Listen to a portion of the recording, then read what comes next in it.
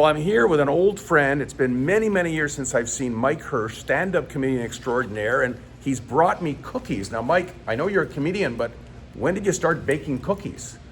Well, I change my persuasion sometimes. You know, I am married 40 years, but no, I brought them because you're a good guy out there, and I'm trying to get back into comedy. Yeah. And this is what I do. I did a lot of time on stage, and I took an ad out in the Suburban, and I make this, but it's not fair to these cookies, which are shortbread. You can't get mad at people because they're short, but these are them right here. And we have a gentleman overseeing you, even though you don't work here. I think it's fantastic. And what could I say? This is how life goes. You get older, you forget things, but you're still in it. And realize that everybody who whines about getting old, it beats the alternative. That's for sure. So, Mike, tell our viewers, you've been doing comedy. It goes back over 40 years. That's correct. The first comedy club that opened in Montreal was Stitches, 1979, on Crescent Street. And I continued being a fool for forever, and enough to raise kids. My wife came with 2 kids, and August 17th, 78, first call, first date.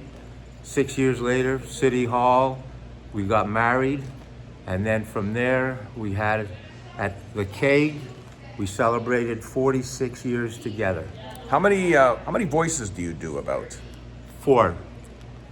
40. You told me about. That's sarcasm. You do about you do about 40 or 50 voices. Oh, right? I do any ethnicity, and my wife says, "Why don't you shut up? That's so racist." I said, "It's not racist. It's just doing voices." There was a guy where at a counter when I did some trucks and this, and I did a lot of different things, and he sounded like he was from Europe. Mm-hmm. And I said, "Excuse me, are you from Europe?" He said, "Yeah. Well, whereabouts are you from?" He looks at me, and says, "Yeah, I'm from Germany." I said, "Oh, Germany. Yeah, we saw in Deutschland, yeah." And he turned beet red, just like your thing right here. And from there, he got embarrassed. He says, "Yeah, but I don't speak German." I said, "Well, that's okay, neither do I. I'm just screwing around." But he felt terrible. So if I would talk and say something like Chinese, Japanese, I explain things. So Chinese is very melodic. It's up and down, like,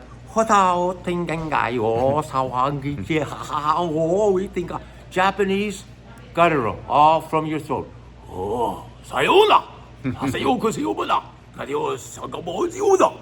And then you have Spanish. All it is a language that they love speaking fast.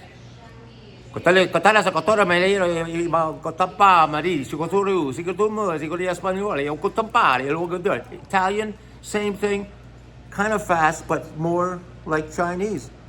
And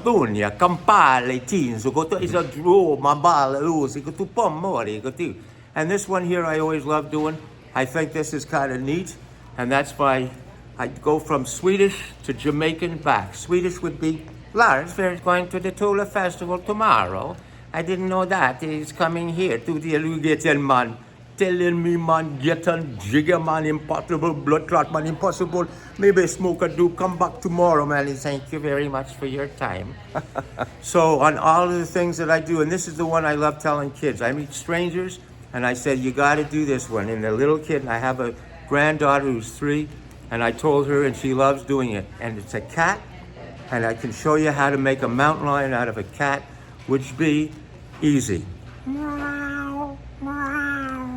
I love cats, so does Mike like cats. And all you do is you put saliva back into your throat, right here, into your throat, and it turns into a mountain lion. So you go from into. That's pretty impressive. Foghorn Leghorn. Oh yes, I wanted you to finish off with Foghorn. One of my finish off with Foghorn, please? Certainly, I can finish off. I got your hint. I'm not stupid. Okay. And I would brag to people that don't mess with me. We go at it, you're going to come in 4th. That's how smart I am. I said, all right. I have a very high IQ. I'm in the high teens, but this is all just set up, of course. Yeah. We'll do Foghorn Leghorn. I say son, I say boy, I say boy, I say son, I say, is you a chicken hawk, boy? And that's how I finish off.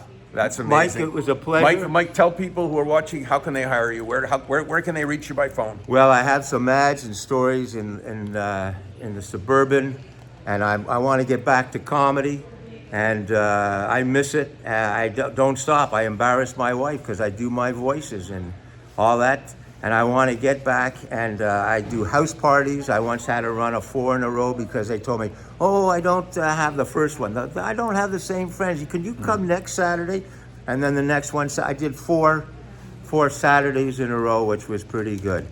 And all this type of stuff, and I worked with all the So big what do guys. they do? They call you where? What phone number? They're gonna call me at 514-629-1043, or look at, I have an email account, which would be laughresort At gmail.com. At gmail.com. And this guy, Mike, is a good guy. He's a tremendous communicator. And he loves cats like I love cats. And that's not K-A-T-Z, Myron Katz up there on Plymouth. And just to let everybody know, Mike Hirsch and I first met probably over 40 years ago when he was playing in the Coatsy-Lopich Association. And there's going to be a reunion, by the way, in May for the Slopich. I'm going to invite you to come to that, and you'll bring cookies. I will bring cookies. Roy Solomon is can- organizing it. Oh, yeah? There you go. Okay, well, All thank right. you very much for your time and Terrific. everything like that. That's It's it. been Great a talking pleasure. to Mike Hirsch. Take